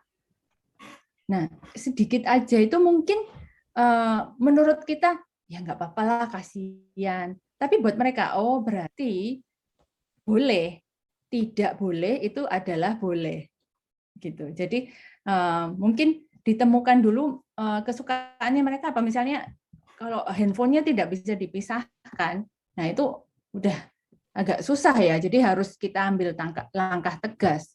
Biarpun marah, ya mau tidak mau harus kita stop. Apalagi kalau misalnya sampai sama sekali tidak mengerjakan tugas. Nah, biasanya kalau saya dengan Family Link, misalnya tugasnya belum dikumpulkan, saya lock dulu handphonenya sampai dia tugasnya udah selesai, baru saya open lagi. Gitu. Memang jadinya fokusnya di orang tua, tetap harus memonitor kan kegiatan anak-anaknya.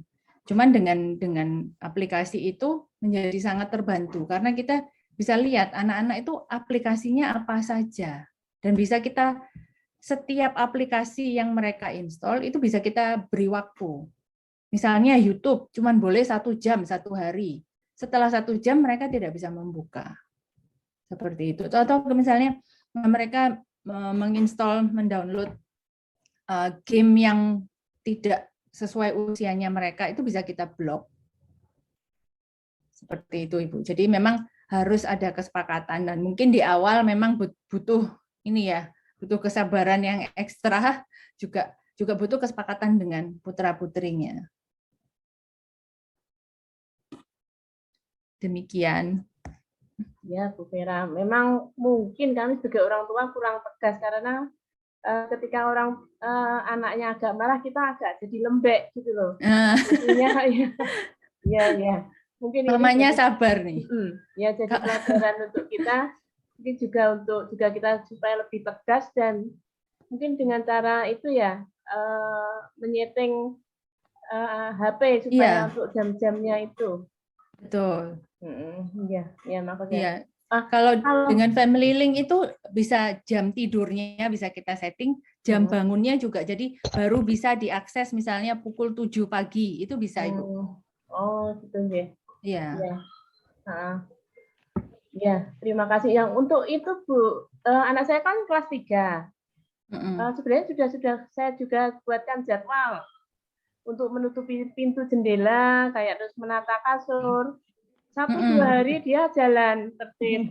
Lama-lama sudah mulai, kalau enggak disuruh enggak akan gitu. Untuk menanamkan supaya dia belajar tanggung jawabnya, belajar untuk mencoba untuk dia tanggung jawab untuk pekerjaan rumah tangga kayak gitu. Lama-lama kok dia sudah itu lagi. Apakah itu wajar kalau kita setiap hari mengingatkan terus, atau harus gimana solusinya? Iya, kalau saya memang jadwal itu kita kebetulan ada grup WA keluarga gitu. Jadi biasanya saya mengingatkan lewat grup itu kalau misalnya saya kebetulan tidak ada di rumah. Kalau misalnya sesuatu itu, kalau menutup jendela di rumah ada orang lain, ada neneknya mungkin ya? Ada nenek di rumah, ada nenek. Kebetulan kan kalau ayah bapak bekerja di luar kota, saya di sini kan gitu. Ada nenek ya. Iya. Nah, kalau saya biasanya pada waktu awal-awal itu kan memang buat mereka itu pekerjaan rumah itu bukan tanggung jawab saya gitu, biasanya pemikirannya mereka gitu kan. Nah, di awal-awal itu biasanya saya mendampingi. Jadi misalnya tugasnya menjemur, mereka jemur, saya juga ikut di sebelahnya sampai mereka sambil kita berikan pengertian kan. Ini kenapa kita melakukan ini? Misalnya jemur, ini mungkin bukan tugas kamu, tapi ini juga bukan tugasnya mama saja, ini tugas kita bersama gitu. Jadi di awal-awal mungkin didampingi dulu Bu, jangan langsung disuruh dilepas sendiri. Memang kalau berdasarkan teori, kebiasaan itu menjadi pola itu butuh waktu paling tidak 21 hari. Gitu. Jadi 21 kali itu harus terus-menerus gitu ya. Nah, biarpun ini sudah berbulan-bulan, pasti nanti ada waktunya, oh ya lupa gitu Bu. Atau oh ya nanti aja gitu ya. Namanya anak-anak otomatis kita yang harus selalu mengingatkan. Cuman biasanya kalau saya, misalnya nih, kayak tadi contohnya misalnya melipat baju. Nah, kebetulan anak-anak itu sedang ujian misalnya. Nah, saya tetap akan meminta mereka, tapi saya bantui. Gitu. Jadi mereka tetap melaksanakan tanggung jawabnya, tapi saya bantu supaya mereka misalnya membutuhkan waktu 30 menit, mereka cuma butuh waktu 5 menit. Begitu. Jadi ya memang ibunya harus tetap proaktif, Bu. Ya. Ya, terima kasih untuk masukannya. Siap.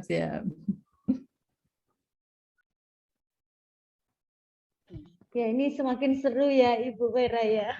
Ini banyak sekali permasalahan bagi mama-mama ini menghadapi anak-anak yang banyak sekali mungkin dilanggar seperti itu ya.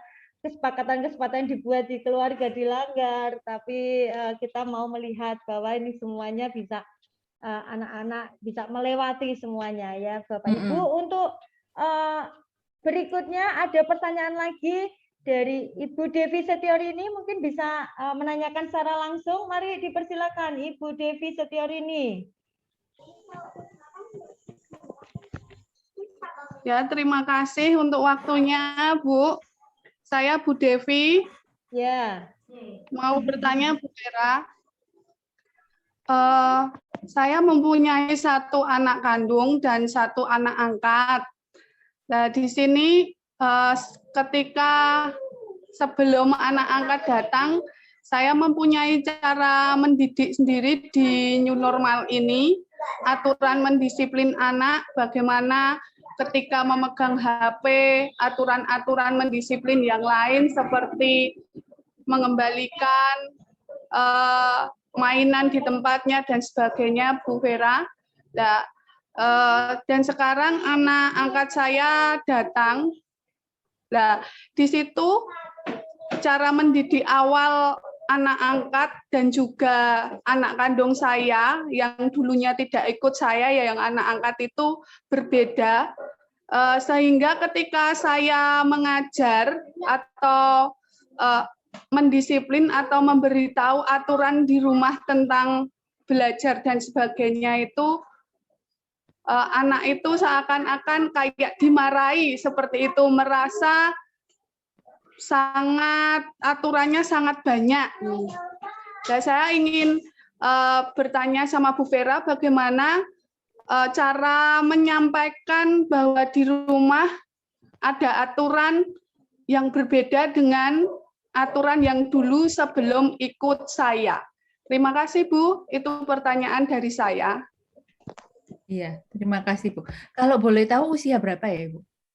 Usianya SD kelas 1 hampir 8 tahun. Oh, oke. Yang anak saya TK 4 tahun.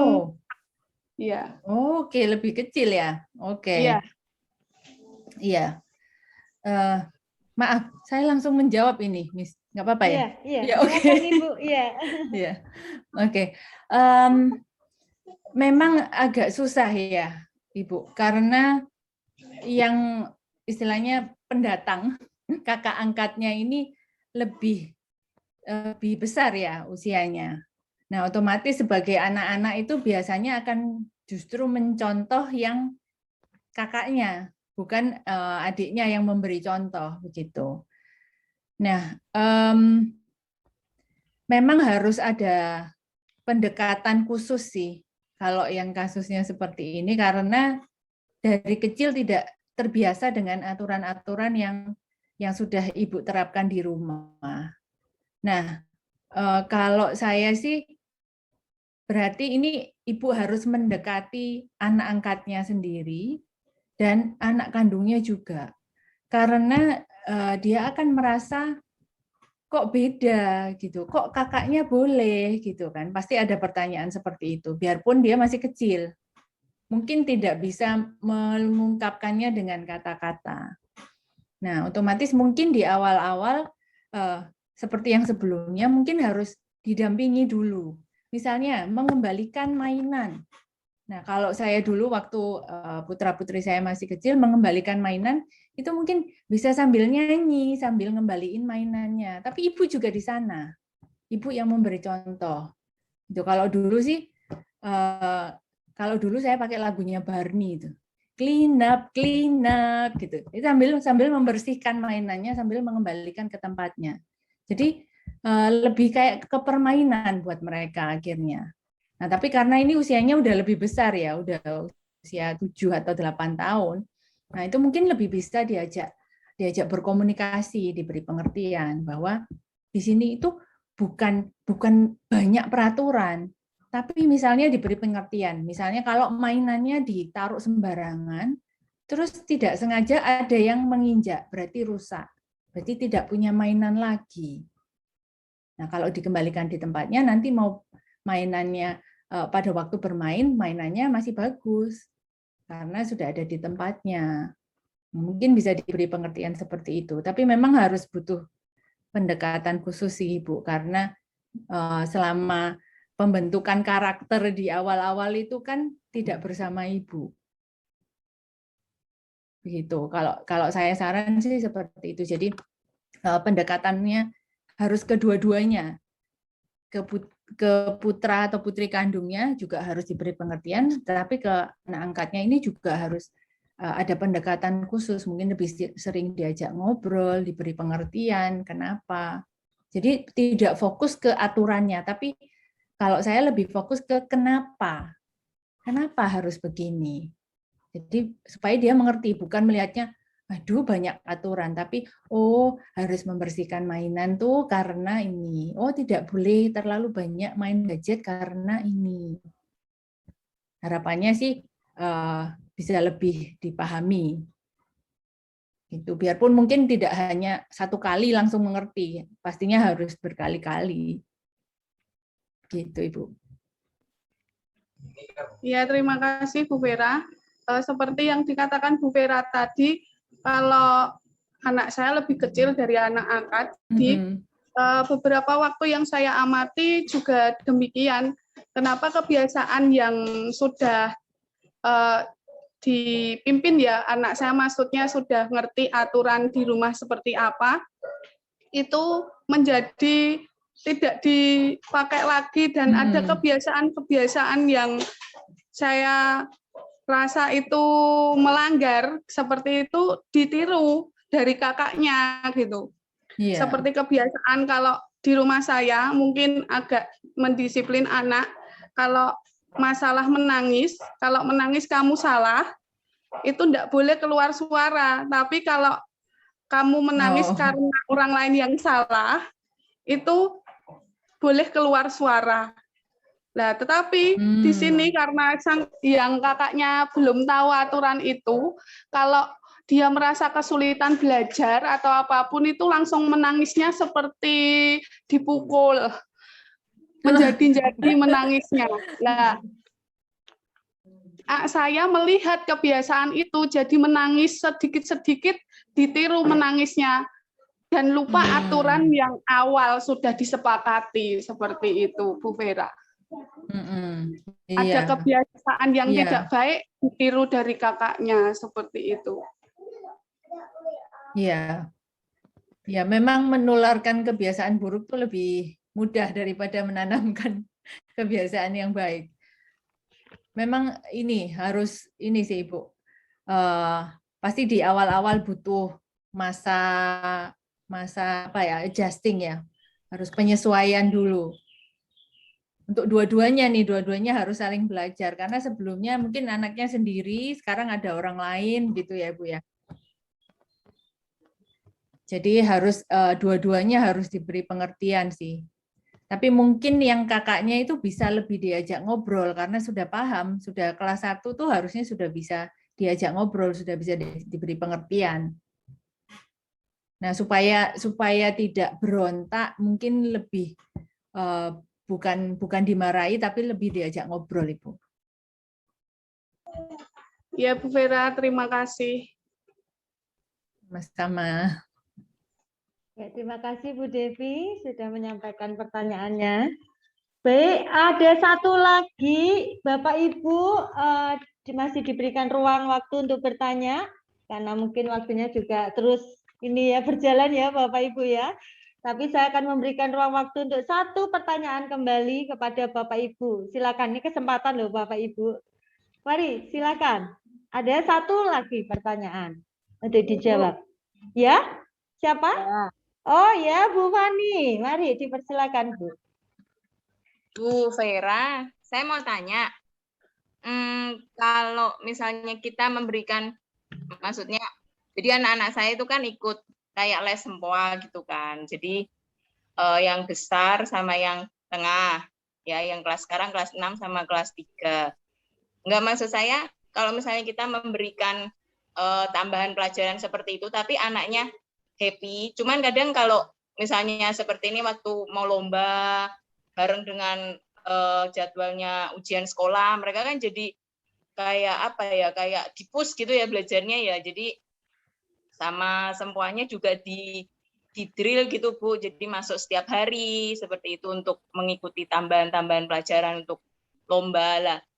Kira-kira kayaknya sebagai orang tua kita kejam nggak sih Bu? Maksudnya membuat anak-anak itu kayak belajar terus-terusan gitu loh. Tapi anaknya enjoy sih sebenarnya. Maksudnya saya pernah tanya sama anak saya yang besar yang kelas 6, kan dia udah lama ikut dari TKB ya, jadi udah lama gitu kan. Saya pernah tanya, maksudnya sudah lesnya nggak usah diterusin lagi, tapi dia nggak mau. Jadi nggak, saya pengen sampai selesai seperti itu. Cuman kadang kita itu kayak, saya pribadi kayak merasa kayak apa ya, masa kanak-kanaknya mungkin habis untuk belajar gitu istilahnya seperti itu. Nah, apakah ini baik atau maksudnya salah atau enggak ya Bu ya, maksudnya kayak kita itu kejam enggak sih ya memberikan apa ya kayak tambahan pelajarannya untuk anak-anak, jadi waktu bermainnya mungkin kurang lah, waktu nontonnya atau apa mungkin kurang seperti itu. Terima kasih Bu. Iya. Dengan Bu Fani ya tadi ya? Iya, oke. Iya Bu Fani. Kalau menurut saya selama anaknya itu enjoy, itu tidak masalah. Karena saya yakin perlombaannya juga tidak setiap hari kan Ibu. Dan ya, dan untuk ikut-ikut lomba itu sangat penting untuk mendidik mental anak. Bukan untuk menang, tapi juga untuk kalah. Karena misalnya mereka udah persiapan setiap hari, ternyata kalah. Itu tidak mudah buat seorang anak itu untuk menerima itu. Jadi pertama kali saya mengantar putri saya lomba pada waktu itu, cuman lomba menggambar. Sesuatu yang simple. Tapi akhirnya dia nangis karena dia kalah, karena dia kepingin hadiahnya gitu. Nah, itu pembentukan mental yang sangat bagus. Gitu. Karena mereka suatu hari nanti ketika mereka menghadapi dunia nyata, mereka tidak akan selalu menang, tidak akan selalu mendapatkan apa yang mereka inginkan. Gitu. Jadi selama itu bukan keinginan dari orang tua yang, ayo kamu harus menang gitu. Itu menurut saya sangat bagus malahan. Terutama kalau misalnya anaknya justru yang enjoy, malah anaknya nggak mau diberhentiin, wah malah orang tuanya harus mendukung nih, harus lebih semangat orang tuanya. Ini nggak tega.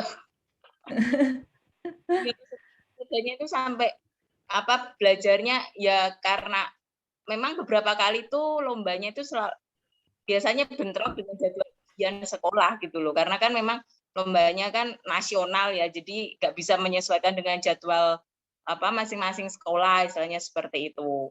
Jadi kadang kayak apa ya, nggak tega gitu lah anaknya sampai malam-malam belajar, terus bangun subuh untuk ngerjain lagi kayak gitu. Nggak apa-apa, Bu. Ya, Pembentukan mental yang bagus itu. Ya, makasih Bu. Ya, Bu Fani, terus semangat ya Bu ya, mendampingi anaknya. Jangan merasa bersalah Bu, malah lebih bagus Bu. Anaknya semakin memiliki mental yang bagus. Ya, Bapak Ibu, ya ada yang mau disampaikan lagi Bu Fani? Ya, terima kasih Bu, terima kasih. Ya, baik Bapak Ibu, karena kita sudah tadi mendapatkan 5 pertanyaan dan 5-5-nya sudah dijawab ya. Bapak Ibu semuanya sudah mendapatkan jawaban yang luar biasa dari Ibu Vera yang memberikan banyak sekali tips-tips dan pengalaman-pengalaman sehingga kita bisa tahu. Saya tuh baru tahu tadi loh Bu, ada family link Bu. Ini mau saya coba nanti. Terima kasih Bu Vera. Semoga bermanfaat. Ya. Iya Bu, pasti. Nah, Bapak Ibu kita tentunya dari jam 11 sampai jam hampir jam 1 ya, kita bersama dengan Bu Vera dan kita sudah banyak sekali mendapatkan materi-materi yang cukup memperlengkapi setiap kita sebagai orang tua, sebagai guru, sebagai dimanapun kita menjadi berkat pada setiap anak-anak didik kita. Nah, Bapak Ibu mungkin kita akan mempraktekkannya bersama ya Bapak Ibu ya. Di nama Tuhan, Bapak Ibu, kami ucapkan terima kasih sebanyak-banyaknya Bu Vera atas semua pemaparannya, semua ilmu yang telah dibagikan kepada setiap kita, sehingga masalah yang kita hadapi keseharian ini kita bisa terjawab Bapak Ibu. Baik, untuk waktu selanjutnya Bapak Ibu kita akan mengakhiri untuk webinar seminar saat siang hari ini, dan sebagai penutup nanti kita akan dipimpin oleh Ibu Lisa Susilowati SPD. Nanti saya persilakan untuk Ibu Lisa bisa memimpin doa penutup, dan nanti setelah itu akan ada ucapan terima kasih yang akan disampaikan oleh Ibu Fani sebagai Ketua Panitia Pepenkris. Dan yang terakhir nanti Bapak Ibu jangan lift dulu ya, nanti kita akan pengambilan foto bersama Bapak Ibu ya, nanti bisa on cam semua. Terima kasih, mari saya persilakan untuk Ibu Lisa bisa menutupnya di dalam doa. Terima kasih, Bu Lutfi. Apakah suara saya sudah terdengar, Bapak Ibu semuanya? Baik, mari kita berdoa bersama-sama. Segala puji dan syukur Tuhan, terima kasih untuk siang hari ini. Kami boleh belajar bersama-sama untuk membentuk anak-anak kami, Tuhan, untuk lebih mandiri dan lebih dewasa lagi dalam melaksanakan pembelajaran Tuhan.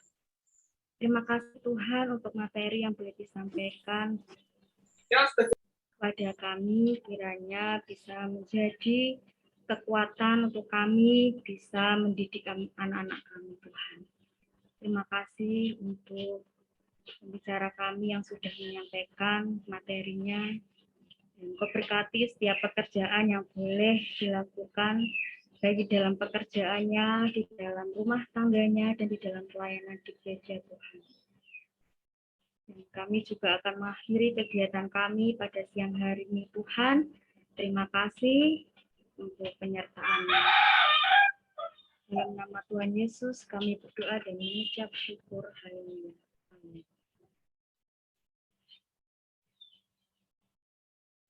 Untuk waktu selanjutnya, ucapan terima kasih saya persilakan untuk Ibu Fani.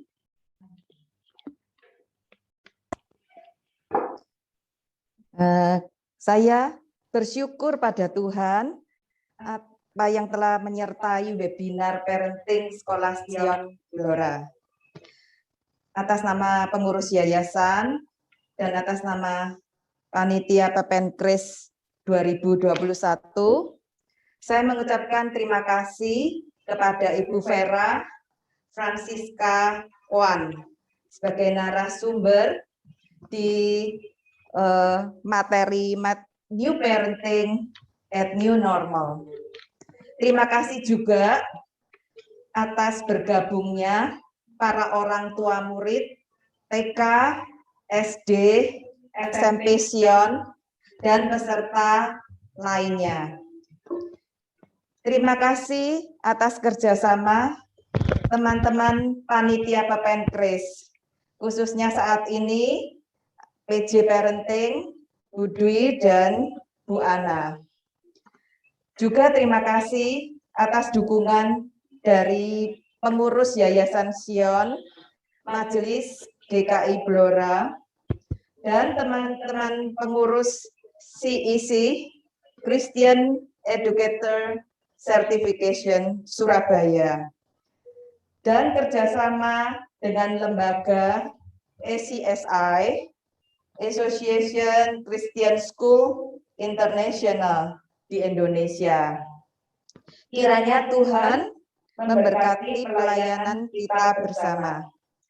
Merayakan Pekan Pendidikan Kristen 2021 saat pandemi, tetap memuliakan Tuhan lewat perjuangan dan karya kita di bidang pendidikan. Yang terakhir, tadi pagi subuh, saya baru menulis pantun untuk mengakhiri ucapan terima kasih saya. Pantun ini akan saya bacakan ya. Ting ting parenting, saat genting dan penting. Pola asuh New Parenting at New Normal selalu berdenting di hati kita. Selamat berjumpa di Parenting Sekolah Sion berikutnya. Tuhan Yesus memberkati. Terima kasih. Terima kasih Bu Fani untuk ucapan terima kasihnya yang luar biasa.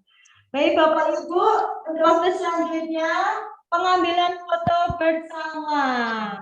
Mari silakan on-cam semua Bapak Ibu. Ya, kita akan foto bersama ya. 1, 2, 3. Satu kali lagi. Mari silakan, ada yang belum on-cam, silakan on-cam sebentar. 1, 2, 3. Satu kali lagi. Masih ada yang belum. Hari sama silakan Bapak Ibu duduk dulu. Ini pesertanya banyak sekali Bapak Ibu ya. Mari silakan. 1, 2, 3. Iya. Bapak Ibu sekali lagi terima kasih untuk waktunya yang telah Bapak Ibu mengikuti dari siang tadi jam 11 sampai jam 1 ini. Terima kasih. Tuhan memberkati Bapak Ibu semuanya. God bless you Bapak Ibu. Terima kasih Bu Lucy sebagai moderator.